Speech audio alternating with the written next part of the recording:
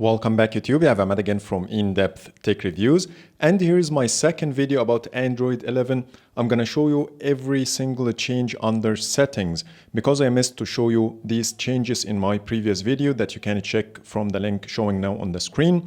I have here my Pixel 4 XL, my Pixel 4a and the Pixel 3 XL because there are some minor differences between them under settings, so I will jump back and forth between them to make sure I'm covering every single change. It's also worth mentioning that I have Android 11 installed on the Pixel 4 XL and the Pixel 4a, and I have Android 10 on the Pixel 3 XL to show you the differences between Android 10 and Android 11. So let's see what's new under settings with Android 11, but before getting started, let's make sure to subscribe and hit the bell icon to get notified every time I post a new video. So let's jump in. So I have here my Pixel 4a on the left with Android 11 and Pixel 3 XL on the right with Android 10. And the first visual change under settings, if you are using dark theme, you will see here the fill color of the icons in settings is black in Android 11 and white in Android 10. The second difference is in the top section of your settings. In Android 11, you are not only getting suggestions like in Android 10, but you are also getting the Wi-Fi and the Bluetooth settings permanently showing on the top of your settings page. From here, you can turn your Wi-Fi on or off. You can go inside the Wi-Fi settings quickly. You can also add Bluetooth devices, or you can simply connect from the most recent devices that will always appear in this area of your settings. Also, the Pixel Tips is one of the suggestions in Android 11. I've never seen this in Android 10. Now let's talk about the changes under the Wi-Fi. When you go to network and the internet on both versions, you see here the Wi-Fi is exactly the same. When you go inside, you will see some changes. You just need to go to the settings of your Wi-Fi network. Here you see a new disconnect button, which is not showing in Android 10. You can simply tap on it to disconnect only from the network instead of turning off your whole Wi-Fi. And when you hit advanced on both versions, you will see here a new toggle called Auto Connect, which is missing from Android 10. It says here, allow phone to automatically connect near this network, which means if your phone is nearby to this network, it will automatically connect to it. And that can be done per network. You don't have to connect to each and every network in your list automatically. And when you scroll down a little bit, you will see some changes in the names here. It says here randomized MAC address, while here it says MAC address. However, I have both devices set to use randomized MAC address, but here it only says MAC address and here it says randomized MAC address. You will also get one more piece of information under the network details section. It says here receive link speed, which is missing from Android 10. Now let's go back to the network and internet section and then go to hotspot and tethering. Under hotspot and tethering, there is a new option here called Ethernet tethering, which is also missing from Android 10. And as per the description, it says here, share phone's internet connection via USB Ethernet. So that's pretty much it under network and internet. Now let's move on to connected devices, then connection preferences. And here you see the NFC is no longer a toggle like in Android 10. Here you have a new menu that you can go inside. When you go inside, you will see the same toggle, so you can turn your NFC on or off, like in Android 10. In addition to another menu item called contactless payments, when you go here, you will see here two other options. One is called payment default. When you tap on it, it will show you all the list of apps that can make payments using your phone. So I have it here already set to Google Pay, but I can choose my bank application, which is Emirates MBD, as my default payment app. Regardless which payment app you choose, you have another option here called use default. And here you have two options. If you set it to always, that means your default app will always be used for your payments. You can also choose the other one, which is called accept when another payment app is open. And when you choose this one, it will ignore using your default payment app if you are using a different app. It will do that only for the specific payment you are making with a different app, and then it will return back to your default payment method. Next, apps and notifications. And here you will see a new menu called Conversations, which is missing from here. When you go inside, you will see the full list of chats you got on your phone. In Android 11, the phone will differentiate between normal notifications and the notifications you got from chatting apps like WhatsApp or Messenger, and it will deal with them as conversations so you can apply different settings to them. So let's take one of them as an example. When I go inside this conversation, I can set it to a priority conversation, a default, or silent. If I set it to silent, that means I will only get visual notifications from this chat. When I set it as default, it will use the same settings as my phone. So if my phone is in silent mode or in vibration mode, it will vibrate and give me also the visual notifications. Or I can set it as priority. And when you do this, two things will happen. When you get a notification from this chat, you will see the profile picture of the person appearing in your status bar. That's number one. Number two, the notifications coming from this conversation will be on the top of the list. So you have it always on top. After that, you have other changes that you can apply to this conversation specifically. Secondly, you can allow bubbles to work only for this conversation without impacting the whole WhatsApp application by turning this switch on or off. It's called Bubble This Conversation. You also have another shortcut here called All Bubble Settings, and that will take you straight away to the WhatsApp Bubbles settings. Here you can choose all conversations to bubble, selected conversations, or nothing can bubble. You can also set your phone not to consider this chat in specific to be a conversation anymore by tapping on Not a Conversation. And when you do this, you will lose all the extra functionalities you get with the Conversations feature. But you still can return back or revert back your decision by going to the application itself and then go to Notifications, and you will see the conversation or the chat that we previously set not to be a conversation listed here. And when you tap on it, then you can set it back by choosing This is a conversation. When you tap on it, it will return back to the list of conversations that you can also access from the Apps and Notifications menu, and then go to Conversations. And as you see, I have it back again in the list. You can also go to Advanced, and here you have even more specific options to this conversation, like turning on or off the pop on screen. You can assign a certain sound to this conversation. You can choose here to show sensitive content only when the phone is unlocked, or don't show anything on your lock screen when it comes to this conversation. Here you can turn on or off the notification dot and vibration. Now let's go back, and I'm gonna choose one of the apps from the list and then go to permissions.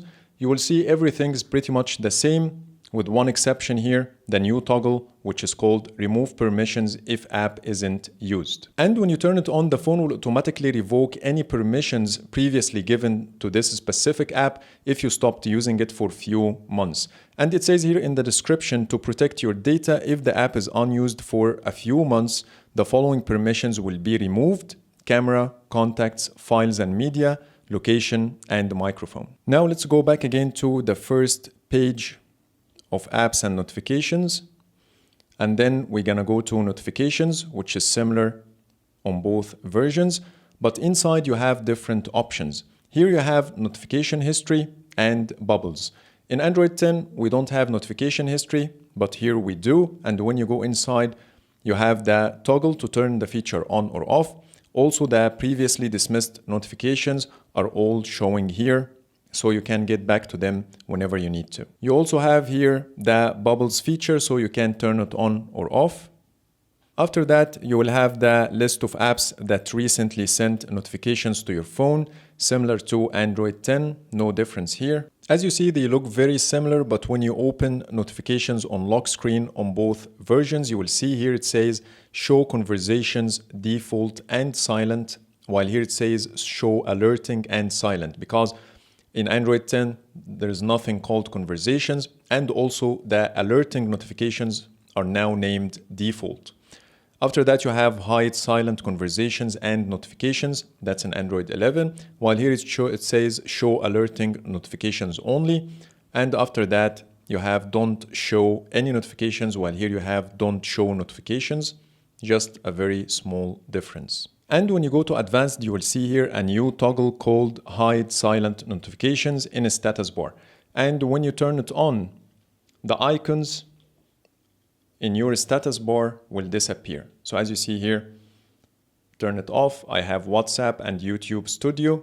When I turn it on, the icons will disappear, but the notifications are still here. After that, the functionality is exactly the same. There is only a name change here. It says notification.onApp icon, while here it says allow notification dots. So it's a little bit more descriptive in Android 11. Now let's talk about the Do Not Disturb feature. Here when you go to Do Not Disturb, you will see they look slightly different. The turn on button is now at the top, and it also looks cleaner. It has a weird position here. If you take a look on Android 10, now it looks better in Android 11. Also, the exceptions are classified in different categories. Here you have people, apps, alarms, and other interruptions, while here you have calls, SMS, MMS, and messaging apps, and finally, see all exceptions. And the logic here is totally different. When you go inside people, here you will see the calls, the messages, and also the new conversations feature of Android 11. When you go inside conversations, here you can set what type of conversations that can override your Do Not Disturb feature. Here you can choose all conversations, only the priority conversations, or none. You also have the calls option, which is similar to the one you have in Android 10, but it has a new icon at the top here. As you see, this new sticker, which doesn't exist here. And from calls, you can choose only stored contacts, anyone, or none. Let's take a look here. It will work in a totally different way. So I think it's a lot better in Android 11. It makes more sense to me now. Here you have the same toggle, allow repeat callers in both of them. Here you have stored contacts as well, similar to Android 11. Here it's going to take you to the Contacts app if you want to apply more settings by tapping on the gear icon. Every time you tap on the gear icon, it will allow you to do more changes here. So I can consider this contact not to be a stored contact anymore from here. So it's giving you also some shortcuts to the Contacts app if you want to make any modifications. Now let's go to Messages as well. And here you have the same new design. If we go to Messages here, you only have the list of choices by tapping on the Allow Messages menu. But here you have a cleaner look. You have a sticker at the top. You have also anyone, contacts, or start contacts as well. Next, you have apps. And here you can choose the apps that can override your Do Not Disturb feature. While here to get the same menu, you have to go to see all exceptions first, and then you will see it at the bottom here. You can choose the app or see the list of apps that can override. But you don't have an option to add more apps from here. But in Android 11, you can add apps. You can tap on add and it will show you the full list of apps that can override your Do Not Disturb. While here you have to do it from apps and notifications, and it's definitely harder to do in Android 10. Finally, let's go to alarms and other interruptions on both devices. Here you have all the exceptions beside the calls and the messages that we already checked. Here you can also choose the alarms. You can choose media sounds, while here it's called play media sounds, right? Here you have touch sounds. Here you have allow touch sounds. Next you have reminders. Here you have allow reminders, and so on. So they removed the word allow from more than one choice. Here you have calendar events, while here you have allow events. Now let's go back again and continue with the list of settings. Here you have schedules, similar to this one. So you can set a schedule, right? Also, you have here duration for quick settings. Here it says default duration, right? So the names are different, but they work exactly the same. Here it says display options for hidden notifications, while here it says restrict notifications. They are exactly the same, but with different names. So that's pretty much it when it comes to apps and notifications. Now let's talk about the battery, but here I'm not going to show you any new changes under settings, but I'm going to talk about how good is my battery since I installed Android 11 on my Pixel 4a. So let me zoom in. As you see here, I have 6 hours and 19 minutes of screen on time and my battery is still at 47%. I'm really shocked with the results. I've never carried a Google phone that gave me this battery performance before. 6 hours, 47% remaining. I'm not sure if I can reach 12 hours, but let me also show you the apps I used throughout the day. Here I have WhatsApp used for 2 hours, 12 minutes. Pixel Launcher, 36 minutes. YouTube, here it says 5 hours and 26 minutes. I don't think this number is accurate, but I can tell you I watched videos for around 45 to 1 hour time in total. I used YouTube Studio for 31 minutes, Google Chrome 13 minutes. Then it has a lot of apps under 1% or 1%, so it doesn't really matter, but you can see the list in front of you right now. Also, I have to mention that I used light theme throughout the day. I didn't use dark theme. Here I have the brightness on around 70%. Let's confirm this. Let's go to display. As you see here, the brightness is 76%. I have it like this for the purpose of this video, but I was using adaptive brightness most of the day. Also, I'm using Wi-Fi. I didn't use cellular yet. My always on display is turned off, but still the results are impressive. If I can get 10 hours or 11 hours with this phone after Android 11, that will be absolutely amazing. Now let's talk about the display, and here I'm using my Pixel 4 XL on the left hand side instead of the Pixel 4a because I'm going to show you one new option under display that's specific to the Pixel 4 series. Now let's start with the dark theme. When you go to the dark theme, you will see here the schedule option. In Android 10 you have two options only, either none or turn on from sunset to sunrise, but here in Android 11 you have a new option called turn on at custom time. So you can set a custom schedule for your dark theme. After that, when you go to display one more time, you will see at the bottom here a new option called increase touch sensitivity. This option is new to Android 11, but still only available on the Pixel 4 series. It's not even available on the Pixel 4a. This new option will increase your display touch sensitivity if you are using screen protectors. Now I'm going to revert back to the Pixel 4a because it's very similar to the Pixel 3 XL. It's using a fingerprint sensor instead of the face unlock feature. So you might see a lot of differences between the Pixel 4 XL and the Pixel 3 XL. So that's why I'm returning back to the Pixel 4a. Then I'm going to talk about the lock screen here. As you see, the names are different. Here it says lock screen display, while here it says lock screen. When you go inside, you will see also some differences in the names. Here it says notifications on lock screen, while here it says lock screen. Both of them do the exact same thing, but the names are different. The second name change here is add text on lock screen, while here in Android 10 it says lock screen message. Next, in Android 10, you see here always on, while here you have always show time and info. Next, here you have double tap to check phone, while here you have tap to check phone. As you see, on Android 10, it requires a double tap, while on Android 11, it's only one tap to check the screen.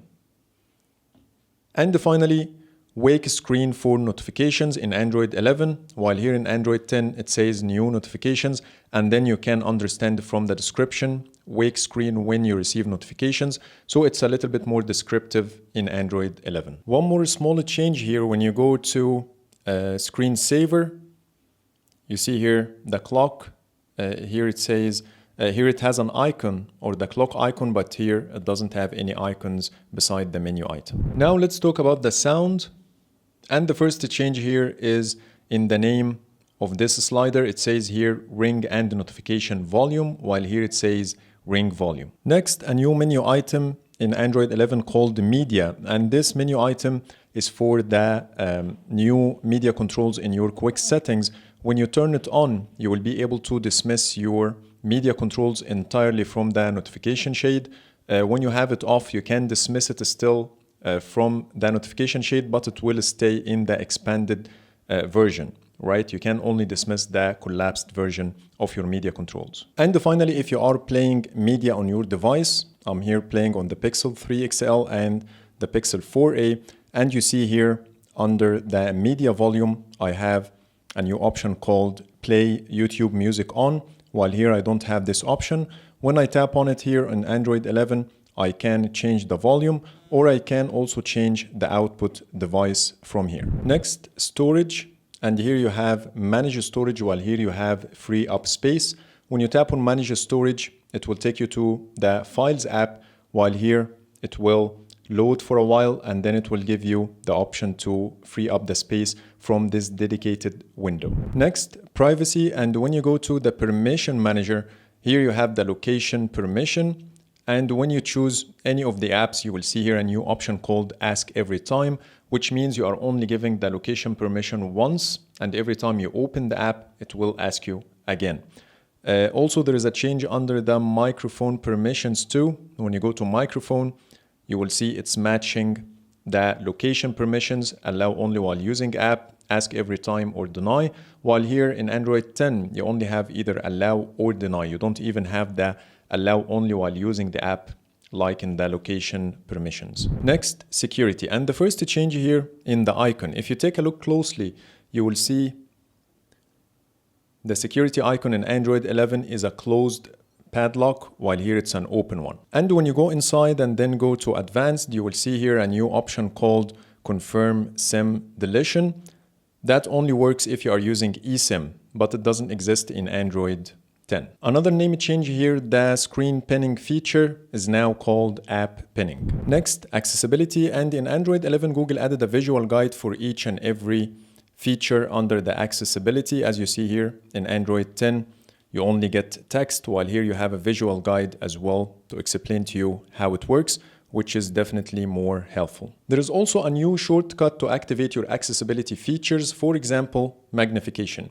Here in Android 10, you can either activate it with the triple tap or using 2 fingers from the bottom of the screen and then swipe up. While here in Android 11, you have a new shortcut called hold volume keys. So you can press and hold on your volume rockers.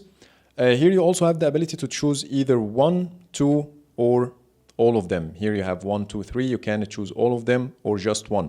While here in Android 10, when you activate the shortcut, you already get the 2 options, triple tap and the swipe up together. So overall, the accessibility menu got a visual revamp to explain to you how to use the features. You can also access your system navigation settings from accessibility, which is not the case in Android 10. And finally, system. When you go to system, then gestures, then system navigation. And if you are using the gesture navigation and tap on the gear icon, as you see here, you have a separate slider for the left and right touch sensitivity or back sensitivity. While here in Android 10, you have only one slider for both edges. And of course, the addition of the new power menu here in Android 11. When you go to gestures, here you have power menu, while here you don't have this option. Here you can activate your cards and passes in the power menu. Device controls. You can also choose if you want the device controls to appear while your phone is locked or not from here as well. There is also one more change here. When you go to rules in Android 10 and in Android 11, here you have a new toggle called always allow location for rules. And when you turn it off, you will not be able to add any new rules. So you can turn it on to be able to use the feature.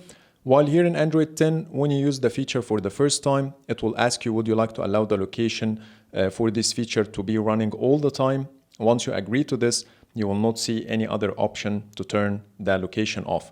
But here it's now easier to modify your settings. And finally, developer options. I'm not going to go through each and every new option, but I'm going to show you the most interesting ones. First of all, you have here wireless debugging, so you can connect your phone to your PC wirelessly for debugging if you want to. You also have one helpful feature called show refresh rate. So let me show you this one. So here it says show refresh rate. When you turn it on, you will be able to know what is the refresh rate your phone is using. And that will be very helpful with a phone like the Pixel 4 and Pixel 4 XL because they are using 90 Hz. And if you want to know the refresh rate your display is using at the moment, you can check it from here. It also helps if you are playing games and you want to know how many frames per second your phone is running. That will be also helpful. You no longer need a third-party app for this feature. So now I'm done with all the settings, and let me give you a quick update on the battery life now. Here, as you see, I'm on 2%. So I wanted to show you how my battery performed once I reached the 2% mark.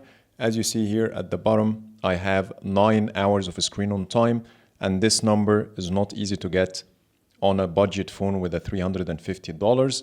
Let me also tell you what happens. In the middle of filming this video, I stopped filming and then I went out and I used Waze here for 44 minutes, as you see. I also played a couple of YouTube videos to increase the screen on time. And anything else is pretty much the same. Also, it's worth mentioning that I used cellular for around 4 hours when I was out and about. So also the cellular was used. I think we can easily get 10 hours or even more with Android 11 because keeping the brightness on 75% all the time is not the normal situation. You either gonna use adaptive brightness or use it at 50% maybe. So I think the battery life after Android 11 is absolutely amazing. So that's pretty much it for today. Those are all the changes under settings in Android 11. Please let me know in the comments if I missed anything. So I hope you like my video, and if you do, please hit the thumbs up and subscribe for more videos. Thank you for watching.